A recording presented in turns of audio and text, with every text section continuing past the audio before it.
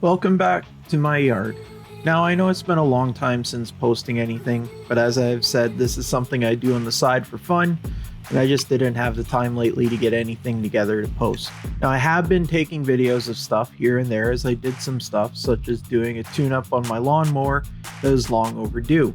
So I have that video coming up sometime soon, not sure exactly when, but if subscribed you can get notified when I post it. Now this summer I was quite busy with work and family. Being the summer we did some stuff as a family like camping, was helping with stuff with my parents, and also my wife is currently pregnant with our fourth child, due late this winter. My wife and kids also went to Southern Ontario to visit her family for most of the month of August, which left me at home since I couldn't get that much time off work. You would think that amount of time without the family would leave me with so much extra time on my hands. Well, it did, but my job ran into a staffing shortage for a few weeks, and I ended up working a fair amount extra. And since my daughters are going to be going to Costa Rica with their school, I figured the extra shifts could help pay for it. So during this time, I was basically doing maintenance mode for the lawn. I was doing my best to keep things watered, which didn't exactly go to plan. Didn't really get to stay on top of the weeds as much as I wanted, but I wasn't as worried about it since my wife, who is allergic to thistle, wasn't home. I did my best to keep the lawn fertilized, but was only using basic Scott's lawn fertilizer. One thing I did notice with the fertilizer is that I started getting some striping in the lawn. This is the first time I've noticed this in my lawn. I've heard of some people talking about this happening with the Scott spreaders due to the hollow plastic wheels catching fertilizer and basically extra fertilizing where the wheels are as the pellets fall out. This was the first time it's happened to me. At some point, I may look at getting a better spreader. Right now, with child number 4 on the way, budget has other priorities.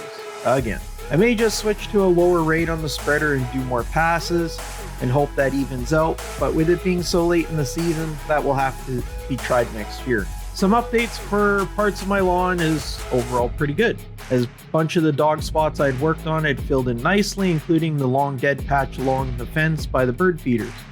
There were a few spots that I guess didn't water as well and didn't fill in, so I went back and spent some time with my son who wanted to help, and we did a touch up on some dog spots in the backyard. The areas that the voles had devastated ended up filling in nicely with the dirt and seed I had put down, and you can barely tell where they had wrecked the lawn. The area that I had leveled in the front yard had filled in nicely, and also 2 areas that I didn't do anything that had died had filled in nicely. The area along the edge of the driveway had died out with the ice and snow piled up on it. I didn't put any seed along there at all. The other area is the area where the downspout spills out onto the grass. I had a large dead area there from washout. Both of those areas I didn't put seed down, and demonstrates the advantage of having Kentucky bluegrass in your lawn, as it does spread on its own. So both of those areas filled in naturally by having the grass spread into those areas over the entire season. Our vegetable garden boxes grew well this year as well. We got all kinds of hot peppers that I was happy with. 3 full bowls of peppers were collected.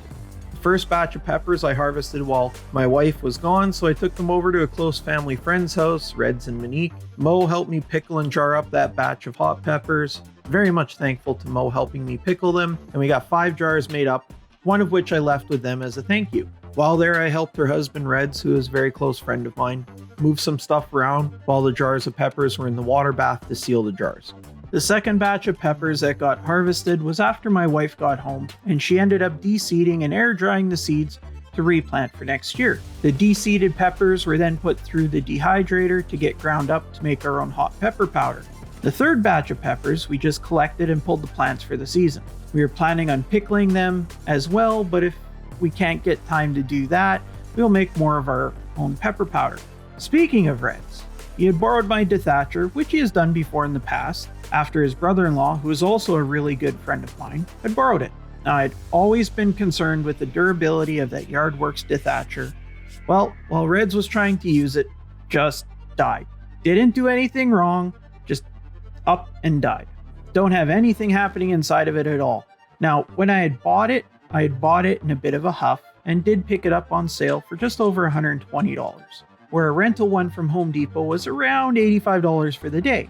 After almost 2 full seasons using it, it finally died, so I'd like to think I got my money's worth out of it. Now, Reds was very kind and felt guilty with it dying while he had borrowed it.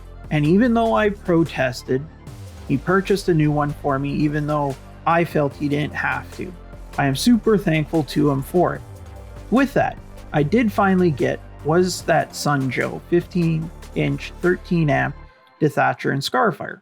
I've only had a chance to run a quick check on it in the front yard after I finished assembling the machine.